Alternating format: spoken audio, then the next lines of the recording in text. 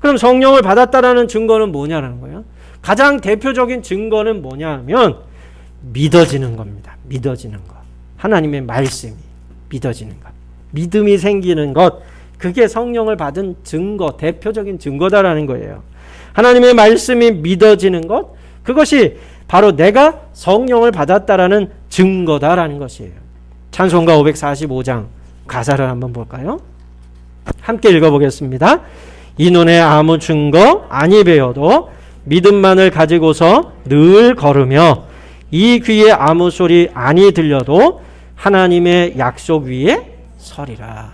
2절 이 눈에 보기에는 어떠하든지 이미 얻은 증거대로 늘 믿으며 이 마음에 의심 없이 살아갈 때에 우리 소원 주 안에서 이루리. 3절 주님의 거룩함을 두고 맹세한 주 하나님 아버지는 참 미쁘다.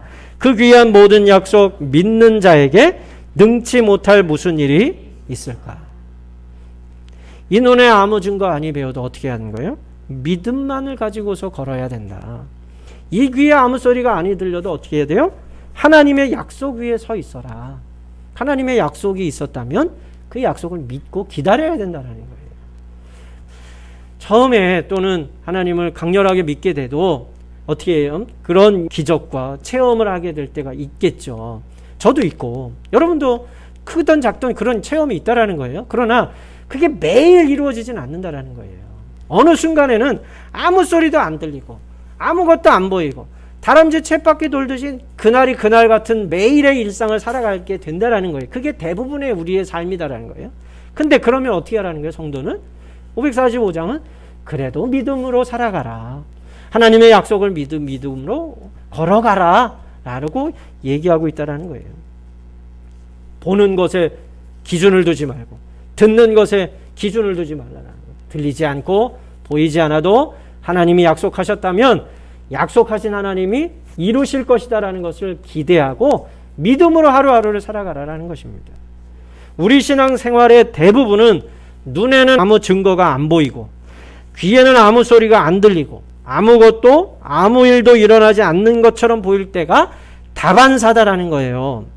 그런데 찬송가 545장은 성도에게 하나님의 약속 위에 서라고 하나님의 모든 약속을 믿으라고 권면하고 있습니다. 그게 신앙생활이라는 거예요. 아무것도 안 보이고 아무것도 안 들려도 성도는 믿음 위에 서서 의심을 버리고 걸어가야 한다라는 겁니다. 하나님의 약속의 말씀이 믿어진다라는 것은 그것만으로 내가 지금 성령으로 충만하다라는 것을 보여주는 증거다라는 것입니다. 그러면 어떻게 해야 돼요? 의심 없이 전진하시라는 거예요. 복음성가 중에 나는 믿네라는 찬양이 있습니다. 그 찬양의 가사가 이렇습니다. 같이 읽어보겠습니다. 내게 허락하신 시련을 통해 나의 믿음 더욱 강하게 자라나고 험한 산과 골짜기 지나는 동안 주께 더 가까이 나를 이끄시네.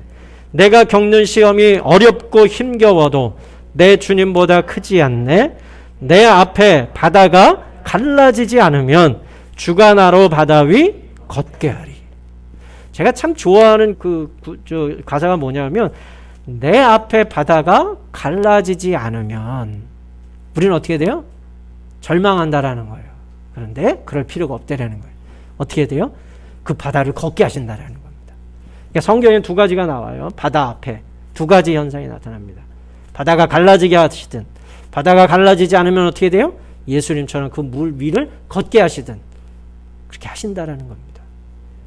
지금 당장 바다같이 보이는 나의 삶의 문제 앞에서 그게 고속도로처럼 이렇게 쭉 뚫리지 않는다고 낭망하거나 절망할 필요가 없다라는 거예요. 아, 하나님 다른 뜻이 있구나.